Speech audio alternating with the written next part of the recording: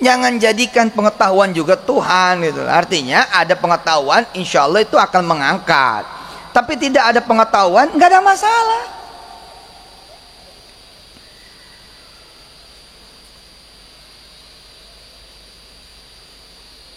Sebelum kemudian di launching 16 November dengan izin Allah 2019 yang lalu, 5 tower loh. Hah? Sampai sini aja saya ngeliatin Indonesia. Aduh, konsentrasi Indonesia emang. Saya bilang kita mesti berjuang lebih lagi gitu loh.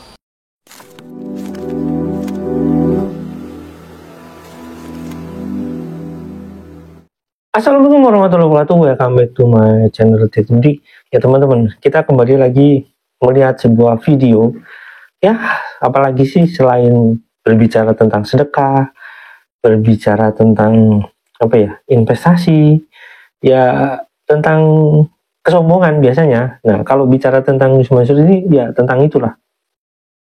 Terus ya berbicara mengatasnamakan Allah, bahkan kadang dia merasa jadi wali gitu ya. Terus ya intinya seperti itu. Nah, tapi kali ini kita bicara tentang kesombongan Yusuf Mansur saat ya belum ramai artinya orang itu mungkin dulu udah banyak yang speak up ya teman-teman, cuma saya kasih tahu ini karena mungkin ini ya media ini lebih mudah, tidak dikuasai oleh satu oligarki atau satu komponen tertentu gitu, sehingga karena media sosial itu berkembang, orang yang speak up itu bisa terakomodasi secara baik gitu ya.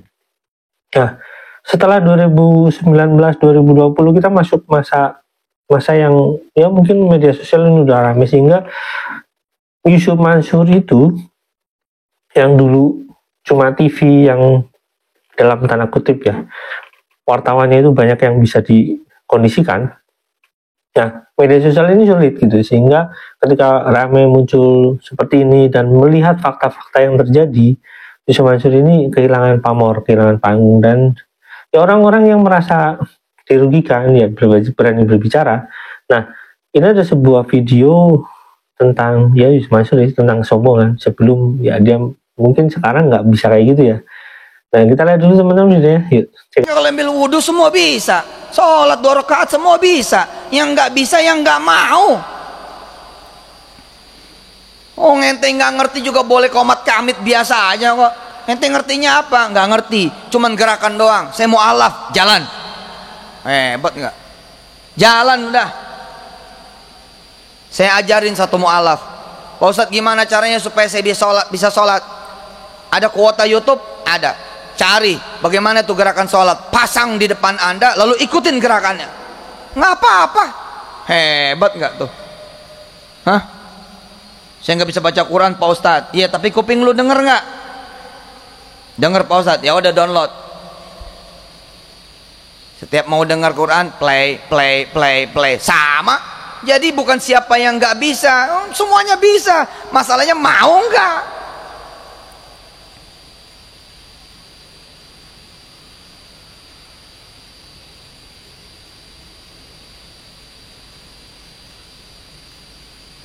Kalau total project diperkirakan nih bisa sampai 1.000 triliun, dan nggak nyari Pak, datang aja sendiri, ciung.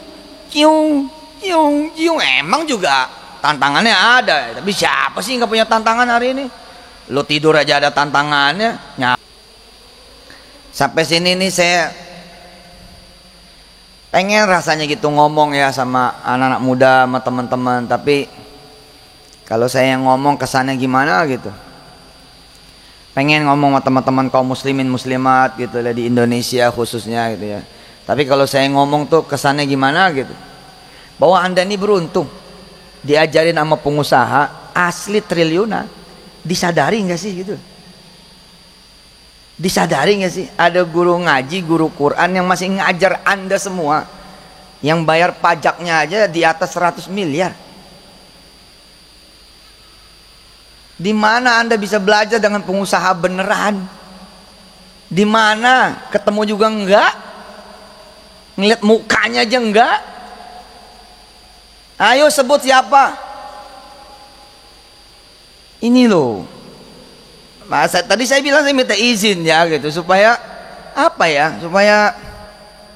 Supaya Anda tuh besar gitu loh.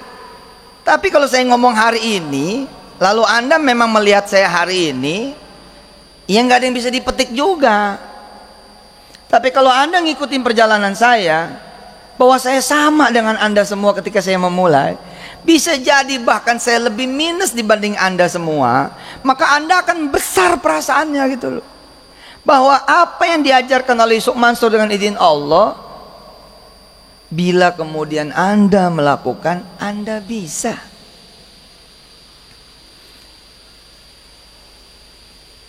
Saya tadi ngomong bukan riak, bukan sum'ah, bukan kemudian sombong, tapi please, ayo bersyukur.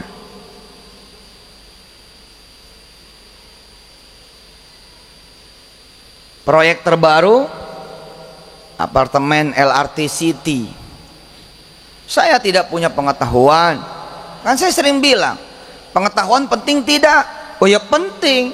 Tapi kalau Anda mikirnya harus punya pengetahuan dulu, lah ya kapan Anda majunya? Lah ke sekolah aja lama Pak. Emang gak lama Pak sekolah? Emang gak berasa lo sekolah lama banget? Terus jadi apa lo? Jangan jadikan pengetahuan juga Tuhan gitu. Artinya ada pengetahuan, insya Allah itu akan mengangkat. Tapi tidak ada pengetahuan, nggak ada masalah.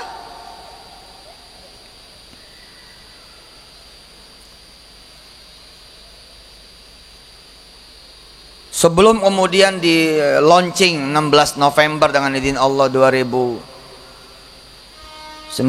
yang lalu, 5 tower loh. Hah? Sampai sini aja saya ngeliatin nih Indonesia. Aduh, konsentrasi Indonesia emang. Saya bilang kita mesti berjuang lebih lagi gitu loh. Kemarin kita teriak-teriak, mana pengusaha Indonesia, mana orang Indonesia, semua diambil sama orang lain. Ramenya di urusan yang begitu loh. Nggak nyadar tuh kemarin kita ngerilis itu proyek 4,5 triliun loh Pak. Dan hari ini yang punya proyek 4,5 triliun itu ngajar ngaji loh Bu. Bangun kebanggaannya bahwa umat Islam ini jaya. Kata siapa umat Islam ini nggak jaya? Kata siapa umat Islam ini payah? Dan itu kan baru satu. Dalam insya Allah 5 tahun ke depan ada 600 triliun. Saya nggak bercanda loh. Jangan pengusaha kulit kayak saya begini. Pengusaha mana juga sih yang punya proyek sampai 600 triliun? Ayo, mana coba? Lah bila itu nanti happening, bila itu nanti terwujud, saya dengan bangga mengatakan bukan that's me, tapi that's Allah. Itulah yang diperintahkan sama Allah Subhanahu wa taala di dalam Qur'annya. Qul, katakan gitu. Huwallahu ahad, dialah Allah. Tapi kapan Anda akan bicara seperti itu? Nggak pernah. Yang Anda selalu bilang saya, kita, itu Pak, dia tuh orang yang berjasa buat saya. Tuh telunjuknya ke sono, nggak ke sono. Paham nggak sampai sini? Dia tuh yang udah bayarin makanan saya, nggak pernah ke sono, nggak pernah ke atas telunjuk, pergi sini. Padahal dari awal Rasulullah selalu menyenangi kalau sholat sunnah, kuliah, kulhu, kuliah, kulhu, kuliah, kulhu. Pertama untuk diferensiasi, untuk positioning. Yes, we are Muslim. So, yes, we are Abdullah. Kami hamba Allah. Yes. So, bagaimana? Yang kedua soal prinsip kul, kabarkan kepada dunia. Kan begitu. Huwallahu ahad.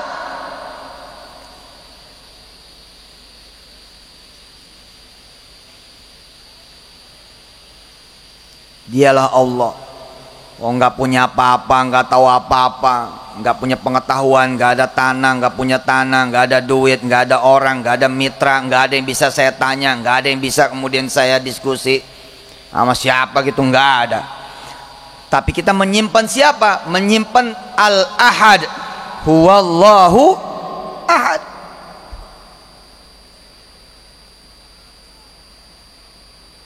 Saya masih inget kok kita goret-goret di Antv tuh zaman dulu. Nih, terbegini, terbegini. Apapun itu sama judulnya. Sama judulnya. Bil wudu, sholat, 2 rakaat, minta sama Allah. Pagi tasbih, sholawat, istighfar. Sore sholawat, istighfar, tasbih, 4 surat, Yasin, Ar-Rahman, Waqiah, Al-Mulk. Itu saja. Lah kan ini hebat, Pak. Anda mau jadi pengusaha mesti sekolah dulu di Boston, di Cambridge, di Harvard, sampai budak juga. Nggak semua orang bisa. Tapi kalau ambil wudhu semua bisa. Sholat 2 rakaat semua bisa. Yang nggak bisa yang nggak mau. Oh, ente nggak ngerti juga boleh komat kamit biasa aja kok. Ente ngertinya apa? Nggak ngerti. Cuman gerakan doang. Saya mau alaf, jalan. Hebat nggak? Jalan udah. Saya ajarin satu mu'alaf. Pak Ustadz, gimana caranya supaya saya bisa sholat? Ada kuota YouTube? Ada. Cari bagaimana tuh gerakan sholat. Pasang di depan Anda, lalu ikutin gerakannya. Nggak apa-apa. Hebat nggak tuh? Hah? Saya nggak bisa baca Quran, Pak Ustadz. Iya, tapi kuping lu denger nggak? Denger, Pak Ustadz. Ya udah, download. Setiap mau dengar Quran, play.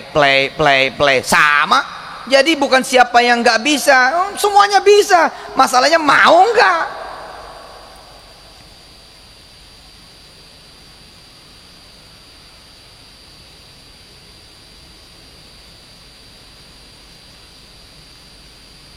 Kalau total project diperkirakan nih bisa sampai 1.000 triliun. Dan nggak nyari, Pak. Datang aja sendiri. Ciung. Emang juga tantangannya ada, tapi siapa sih nggak punya tantangan hari ini? Lo tidur aja ada tantangannya. Oke, itu teman-teman videonya. Nah, teman-teman, Yusuf Mansur ini selalu bicara gitu ya. Kalau mungkin sebelum rame-rame dia bicara tentang pengusaha yang punya triliunan gitu, walaupun 2018 dia butuh uang 1 triliun aja marah-marah gitu ya. Kalau nggak salah di tahun itu, terus kemudian di 2019 belum rame. Ada gugatan itu, atau misalkan udah ada gugatan tapi belum ramai di media, dia itu sudah sombong sekali gitu ya. Dan dia mengatakan kan di sana itu dia membayar pajak miliaran, itu ratusan miliar bahkan. Orang ini benar-benar orang yang sangat dalam tanda kutip pelit ya, artinya orang yang mengambil uang begitu banyak dari masyarakat, dari investasi-investasi yang ditarik sama dia, yang nggak jelas juntrungannya. Orang yang mungkin karena percaya sama dia transfer dengan tanda kutip, dia itu dulu ingin membangun sebuah hotel gitu, untuk hotel umroh dan haji katanya. Tapi ketika dia nggak punya modal sama sekali pada saat itu, dia itu narik dari masyarakat. Karena pada saat itu kenapa dia nggak punya modal? Ya karena memang dia nggak punya modal, teman-teman. Karena memang dia yang aslinya ya cuma pemeran di sebuah televisi yang didandani jadi ustadz, didandani jadi guru ngaji, itu ya, didandani untuk menjadi seorang yang baik gitu ya. Terus kemudian ya dibayar sesuai dengan gaji yang dia terima, honorer yang ada di TV. Karena honorer di TV kan nggak besar. Ya mungkin orang berpikir honorer TV besar, enggak. Jadi artis itu ya nggak besar juga. Di artis-artis tertentu besar iya. Cuma kalau artis-artis biasa atau artis biasa ya kecil bayarannya. Ya itu lebih besar nanti di iklan dapat, atau dari offline gitu ya.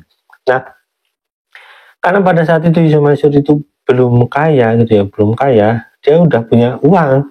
Walaupun di tahun itu dia punya uang, tapi uangnya kan ya mungkin 2010 misalkan dia beli rumah, misalkan dia punya udah gabung ke Warusik, mungkin pada saat itu uangnya ya baru ya dari kasus-kasus lama gitu, misalkan karena dari batu bara gitu, investasi batu bara yang ya apa ya, saya katakan itu sangat mungkin sangat menyakitkan bagi orang-orang tertentu yang investasi di sana ya teman-teman. Dan akhirnya Pak Jani menggugat itu. Terus kemudian karena uang itu udah dipakai untuk bisnis lain, dia nyari bisnis lain ini ya, dari bagaimana caranya ngumpulin uang dari orang banyak, itu sebenarnya intinya. Ya sama aja dengan investasi yang sebelumnya yang melibatkan koperasi, dan ini patungan usaha juga melibatkan koperasi. Dan kenapa saya katakan orang ini sangat pelit gitu ya, atau sangat rakus? Faktanya orang-orang yang menuntut dia untuk mengembalikan uang gitu ya, yang bahkan dalam tanda kutip cuma ibu-ibu TKW gitu ya, dia nggak ngasih teman-teman. Kalaupun ngasih, dia itu kasih spare waktu yang sangat panjang gitu ya, dan itu harus viral dulu gitu ya. Tapi walaupun ada yang viral juga tetap ada yang nggak dikasih gitu, dan itu fakta sampai akhirnya ada gugatan. Nah, yang paling parah menurut saya ya teman-teman, orang ini mengaku sebagai orang yang wali amanah gitu, sebagai wali amanah. Bagaimana bisa dikatakan ya pada saat mengolah itu dia mengatakan bahwa dia wali amanah. Bagaimana dia bisa mengatakan jadi jilina wali amanah dan dia tidak punya kepentingan atas itu untuk kepentingan umat. Faktanya Hotel City itu sama sekali tidak melibatkan umat, tidak ada nama atas nama umat, tidak ada atas nama kan koperasi, tidak ada atas nama koperasi di sana. Dan ya kita tahu hukum di sini agak ribet memang ya. Walaupun kita terus berusaha, tapi salah satu nantinya pasti akan menumbangkan Yusuf Mansur ya teman-teman. Itu pasti, kalau misalkan dia nggak tumbang ya nanti meninggal, otomatis tumbang lah gitu ya. Tapi yang kita punya kepastian bahwasanya tidak ada keburukan atau kejahatan di dunia ini yang tidak berefek kepada kehidupan dia. Pasti berefek. Dan itu termasuk semua, termasuk kita juga gitu ya. Dan bagaimana legowo kita, bagaimana kita bersikap dalam menghadapi masalah-masalah yang dulu pernah kita berbuat. Misalkan kita suka ngebut-ngebutan kan, akhirnya satu, dan itu salah satu perbuatan yang mungkin menjadikan kita sebagai ya sandaran untuk berpikir untuk menjadi lebih baik. Nah, tapi kalau Yusuf Mansur ini saya nggak yakin, karena orang ini sampai sekarang itu masih sombong sekali gitu ya. Nah begitu teman-teman maksud saya, sehingga kenapa saya katakan Yusuf Mansur ini agak sulit gitu ya, kecuali dia benar-benar tobat ngasih semua bisnisnya kepada orang-orang yang dirugikan, ya baru saya percayalah gitu. Tapi kalau masih cuma sekedar omongan, saya mah nggak percaya. Apalagi kalau dia bicara tentang Musa, saya ini Musa ibarat saya ini Musa kecil gitu, ibaratnya kayak gitu. Ya udah, orang ini benar-benar sombong teman-teman. Nah begitu ya teman-teman, saya perlu informasikan bahwasanya bisnis yang dijalani yang katanya melibatkan sebuah perusahaan besar, ya, sampai sekarang ketika didatangi ke sana itu ternyata bermasalah ya teman-teman. Sesuai dengan gambaran yang Yusuf Mansur katakan itu sebenarnya bisnisnya belum bermasalah, udah bermasalah. Cuma kalau bisnis yang awalnya udah jalan, cuma kalau dengan yang Yusuf Mansur itu bermasalah. Saya nggak tahu dari segi keuangan atau apa, tapi yang jelas itu nggak jalan. Nah, saya cuma mengingatkan kepada stakeholder, semua orang-orang yang berhubungan dengan Yusuf Mansur, janganlah lagi berhubungan dengan Yusuf Mansur untuk bisnis, apalagi untuk cuma mengangkat rating bisnis itu. Akhirnya Anda akan bermasalah, atau malah Anda bisa jadi bangkrut. Wassalamualaikum warahmatullahi wabarakatuh. Bye.